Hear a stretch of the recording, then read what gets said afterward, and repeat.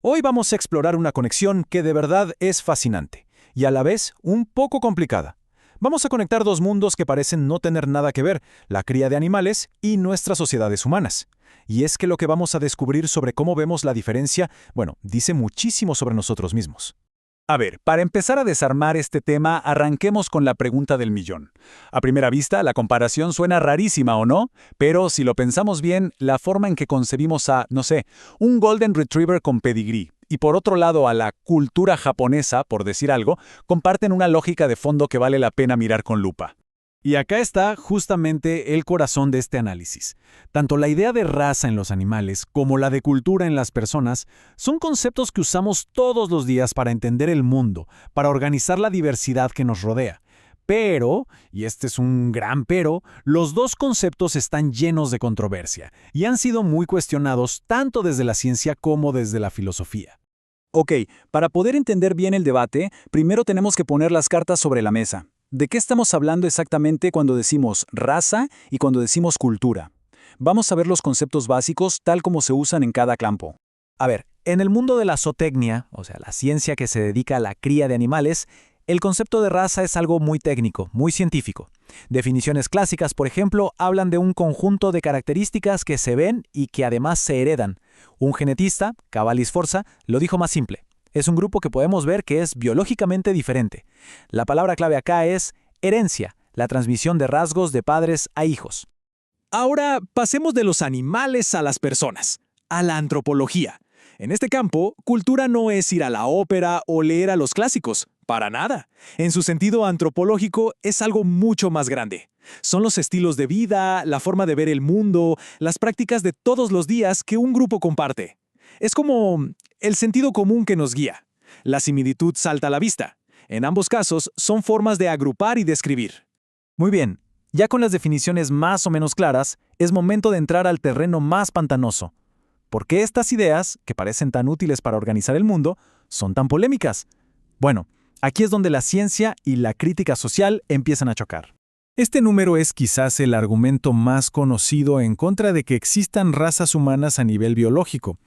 Las investigaciones del genoma humano nos dicen que la similitud genética entre dos personas de cualquier parte del planeta es del 99.99%. A ver, una diferencia de un 0.01% parece poquísimo para justificar categorías tan marcadas, ¿no? Pero ojo, porque desde la misma zoología nos llega una respuesta súper interesante con esta metáfora del catedrático Sierra Alfranca. Lo que él dice es que, ok, la similitud en los componentes básicos, los ladrillos del ADN, no lo es todo. La forma en que esos ladrillos se organizan y cómo interactúan con el ambiente, bueno, eso crea edificios, o sea, organismos, que pueden ser súper diferentes. Y acá es donde el paralelo entre los dos mundos se pone todavía más potente. Porque si la idea de raza en la biología tiene sus debates, la idea de cultura en la antropología, créanme, no se queda para nada atrás.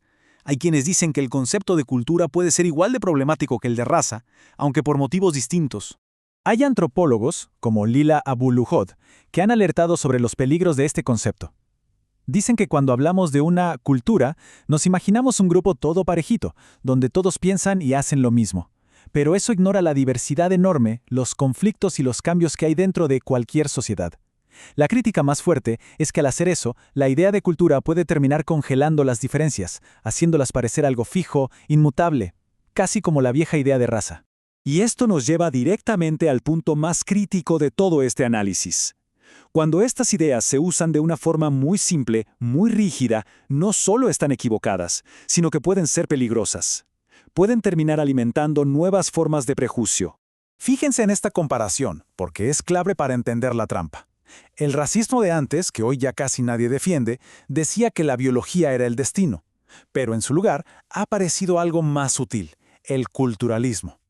Esta nueva forma de prejuicio cambia herencia genética por grupo de nacimiento o cultura. Pero la lógica es idéntica. Asumir que se puede saber cómo es alguien solo por el grupo al que pertenece. Entonces, el punto acá es entender cómo funciona este razonamiento fallido. Todo empieza con algo real, observar una diferencia. Pero de ahí pega un salto peligroso. Convierte esa diferencia en una esencia que no cambia y se la aplica a todas las personas del grupo, sin excepción. Y el último paso es usar esa supuesta esencia para justificar el trato desigual. Pero un momento, Estas ideas no aparecieron de la nada, tienen una historia larga, compleja, y entender de dónde vienen nos ayuda a usarlas con mucho más cuidado hoy en día. Su evolución nos da pistas muy importantes. Es un mito bastante común eso de pensar que las razas de ganado, por ejemplo, son un invento de hace 200 años, pero el zoólogo Sierra Alfranca nos muestra que es un proceso de miles de años. Desde que empezamos a domesticar animales, los humanos hemos estado seleccionando y cruzando, creando grupos con características específicas mucho, pero mucho antes de los famosos creadores ingleses del siglo XVIII. Así que el concepto tiene raíces bien profundas. Y del mismo modo, el concepto de cultura también tuvo su propia evolución. Al principio se refería a la alta cultura, como decíamos. Pero antropólogos como Franz Boas le dieron una vuelta completa a principios del siglo XX y lo convirtieron en una herramienta de progreso. Lo usaron para pelear contra la idea de que las diferencias entre grupos humanos eran por la biología o la raza. Argumentaban que se debían a sus historias y ambientes distintos, o sea, a sus culturas. Qué paradójico, ¿no? Un concepto que nació para combatir el racismo, hoy corre el riesgo de usarse de una manera muy parecida. Y entonces, ¿dónde nos deja todo esto? ¿Deberíamos simplemente tirar estos conceptos a la basura? Bueno, no tan rápido. Los expertos en ambos campos nos proponen algo un poco más sutil, repensarlos en vez de abandonarlos por completo. A ver, en la zootecnia de hoy, raza sigue siendo una herramienta técnica clave para conservar la diversidad genética y mejorar la producción. Nadie piensa en descartarla. En la antropología la propuesta no es borrar la palabra cultura, sino usarla con más cuidado, de forma crítica. En vez de usarla para dibujar líneas y separar gente, usarla para cuestionar esas mismas líneas, para estudiar las mezclas, las variaciones, el cambio que nunca se detiene. Y esta es la gran conclusión de todo esto. El problema no está tanto en las palabras raza o cultura en sí, sino en cómo las usamos. El peligro aparece cuando las convertimos en etiquetas fijas, que lo determinan todo. Cuando transformamos una diferencia en una esencia que supuestamente no se puede cambiar. La clave, al final, es la flexibilidad y el contexto. Y cerramos con una pregunta, que queda flotando en el aire.